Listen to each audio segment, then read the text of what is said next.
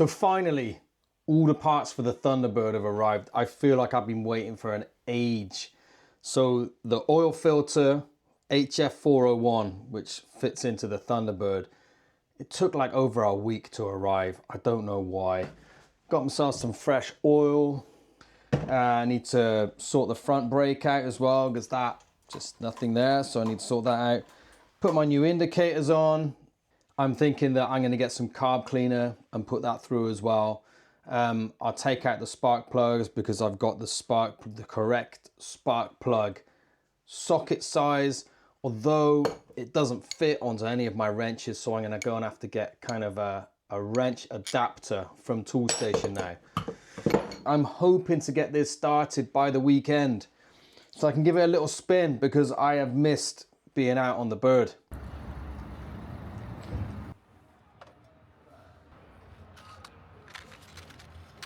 So I went to Halfords to pick up some carb cleaner, but it's like £10.80 there, and I just saw over in Screwfix and Toolstation they do it for like £4.99, the same thing. So I'm going to go over there instead, because I got to pick up a few bits on there anyway. Okay, so I've got everything I need to get the bike up and running, in theory. All the service parts that I've been waiting for. But as you can see, the workshop office Thunder Cave is an absolute tip. So I'm going to tidy up properly before I even start doing anything, because this is going to frustrate me massively if I don't get it sorted out. I don't know if you're like that. I'm really like that. If it's a mess, I got to get it sorted first before I can start working properly. Otherwise, my head just doesn't work properly. And I want to be completely with it to get this bad boy back on the road again, because I'm missing the ride. So, tidy up first. First, I got to go and make a chili con carne for the family, and then I'll be back and be doing some stuff in here. And I can't wait.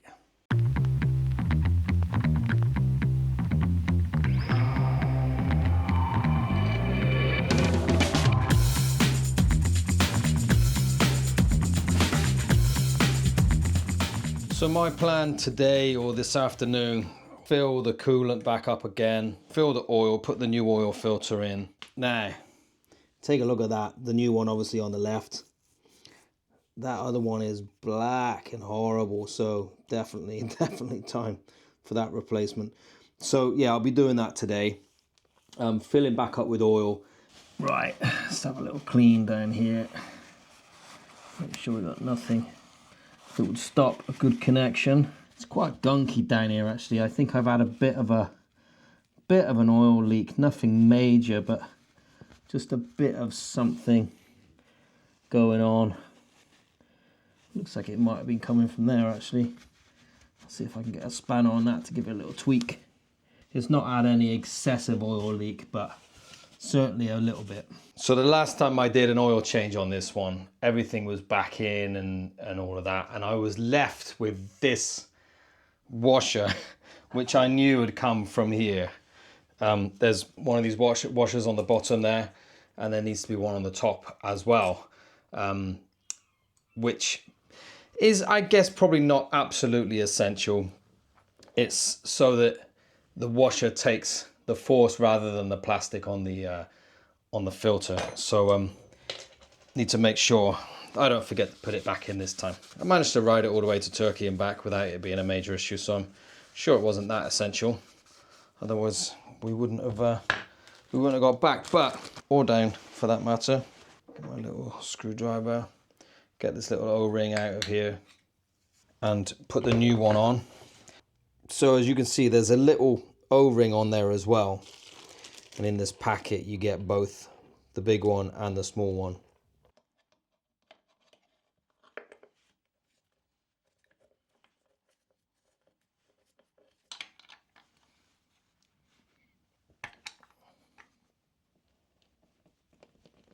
The little oil window on this is not the best, so I can't really kind of absolutely definitively know when this is full, but I'm going to start with 3 litres. So I've just got my little thing here, I've got it tied up there so I can just focus on pouring.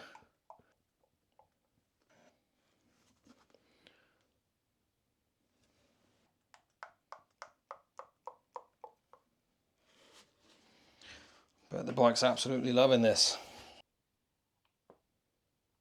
2 litres. Maybe I have managed to get all the old out. Okay, just under 3 litres.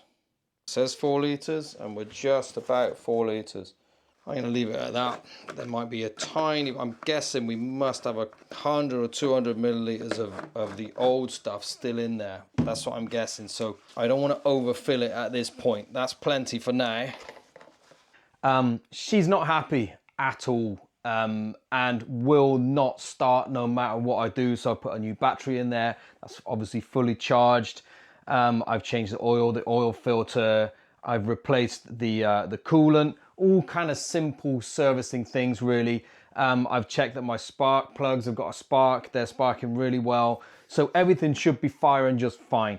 The last thing I did was kind of have a little look into the airbox because I thought maybe it's just not getting oxygen through or not getting kind of the right oxygen and fuel mix. I'm kind of thinking this is a fuel issue. So when I loosened the airbox and had a look at the filter, it was just absolutely gummed up. So and I took the top of the carburetors off to take a look down and spray some carb cleaner down in there. And when I sprayed the carb cleaner down, what kind of rose up was just loads of muck and dirt. So I think I've got gummed up carbs and it's just not doing what it should be doing.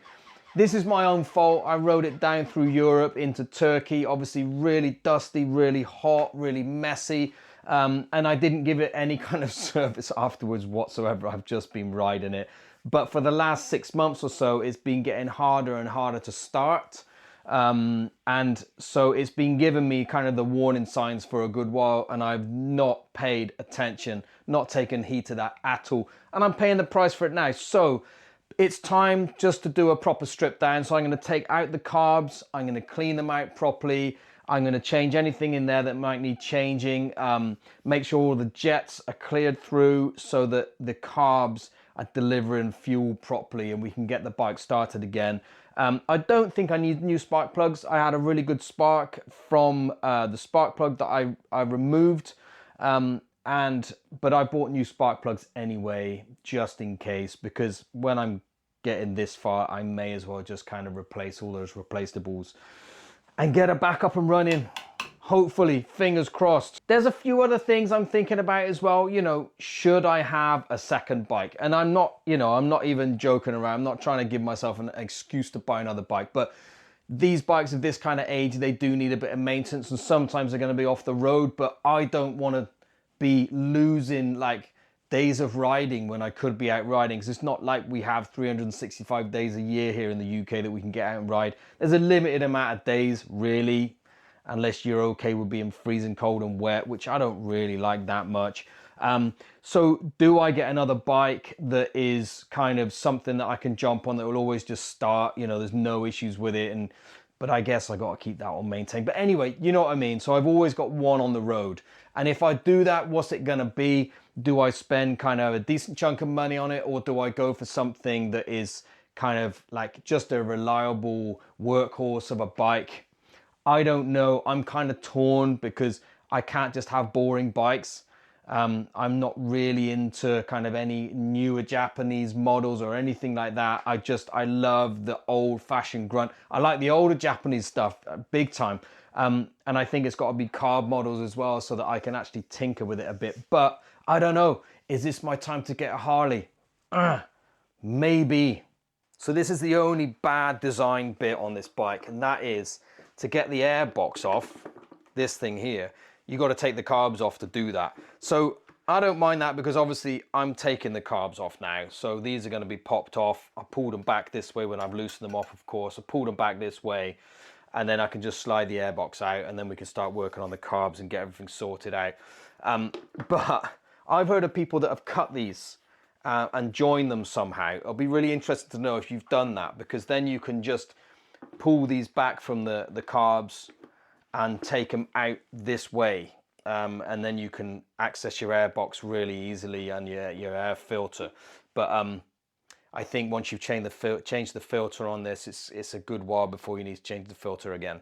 I'm going to get going on this now. As daunting as this may seem, it needs to be done. So the carbs are coming out of the bike and we're going to get cleaning on them and sort this thing out because I desperately want to ride again.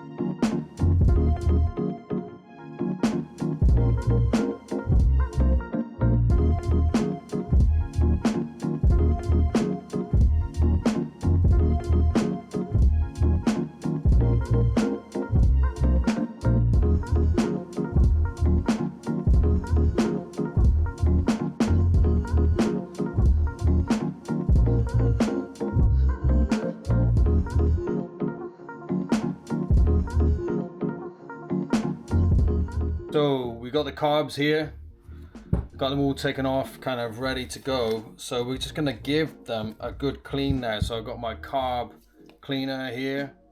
I will take off everything I need to take off to be able to get to, let's take off that hose there. Let's take off this fuel inlet here as well. So I've been thinking a little bit about the whole thing with having a second bike because of these kind of situations which clearly are going to happen with older bikes, aren't they, where you got your bike in bits and you got nothing to ride, and who knows, you know, it is an old bike. There may be other issues that I don't know about. There may be other things that are not optimal, and maybe there's certain things that are kind of where the bike is a little bit on its way out, if you know what I mean. I really hope not. Sure, everything can be fixed, but at what cost? I guess that's the thing. You know, how much are you willing to spend on getting, oh, there's loads of fuel still left in here. But it's dirty. Stuff that's coming out of here is dirty. This is not good.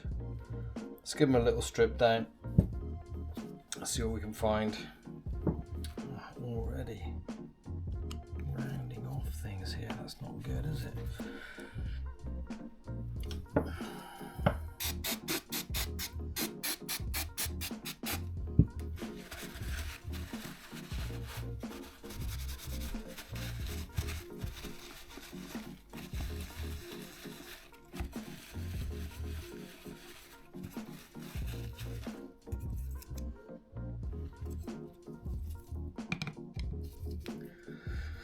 My Thundy has definitely seen better days, but there's still plenty of life left in her. If I can do a few bits like this just to keep it kind of up together and in good health.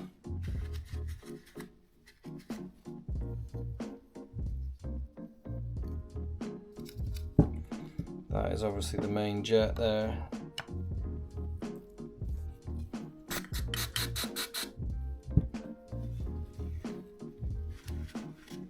Right, so I got the carbs back on. It was actually not as hard as I thought it was going to be. I don't know what I'm going to do about the airbox. I think obviously I'm going to put it back on, but I need a new filter there. But we need to do something about the fact that it really doesn't fit there properly. I might go online and see what the deal is with these guys that have cut the air filter box in half so that it can be easily removed. But for now, I think I'm going to leave it open so it can just draw in as much as it wants. Obviously that's going to not make it run well, but I'm more interested in just getting the bike started at this point. Let's pop the tank back on a second. See if we can get any joy out of this. So new spark plugs. Well, it's got two new spark plugs. Can't quite get to the middle one. Let's get the fuel line back on.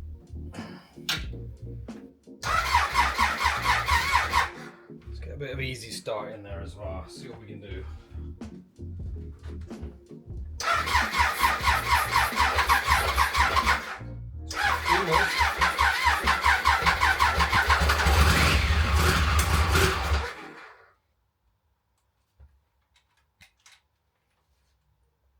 Well, now it's completely dead.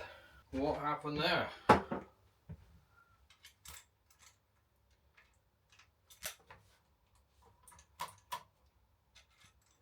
As you can see, it actually started, but now it's gone completely dead. Like utterly and completely dead. So, put the key in. No lights, no nothing. No lights. Completely dead. It's a new day. After all that palaver yesterday, spent most of the day cleaning the carbs, kind of eliminating issues with the bike, and basically with the help of some starting fluid or spray, managed to get the bike started, only for it to cut out like 3 seconds later and completely dead, as if there's no battery in the bike. Dashboard down, no lights, no nothing. As far as I know, it's still the same. I haven't tried to do anything with it. I thought, you know, there's a time when you just need to kind of put your tools down, go in, have some food, watch a bit of TV and chill out. You know, it got a little bit much for me yesterday after all that work, and then suddenly something else has happened that I have no control over. So anyway, I actually put it on Facebook. I'm part of this Facebook group that deals with, well, a Facebook group for T300 Triumphs, which is the Thunderbird, the Trophy, the Legend, all the different ones. And basically told everybody what had happened. And a guy got in touch with me, Paul Messenger, who many of you probably heard of if you're in the Triumph, Thunderbird or T300 groups or whatever. He's a bit of a specialist. He actually called me up and said, listen, I think it's probably your ignition switch. So I'm going to take a look at all that now. I must admit, I don't know if it was something in my head, but I felt like I could smell some kind of electrical burn happen when it stopped. I'm not totally sure, but basically it's kind of behind the headlamp where all the cables come up. So I'm going to give out a little tinker, see what I can find. Hopefully it's just some kind of wiring issue that's nice and easy to fix. But I did get it started, so that was nice after I put the new plugs in. I'm kind of feeling ready. I'm also feeling ready to buy a second bike, I have to admit, because I am missing riding so much. And when you got a bike down, you kind of need to have a backup bike, don't you? I just went and sold my second bike, didn't I? To make room for my office. What am I talking about? We'll see. Right, let's see what's going to happen here. We got lights back on the dash. Okay, let's start it and see what happens. There we go.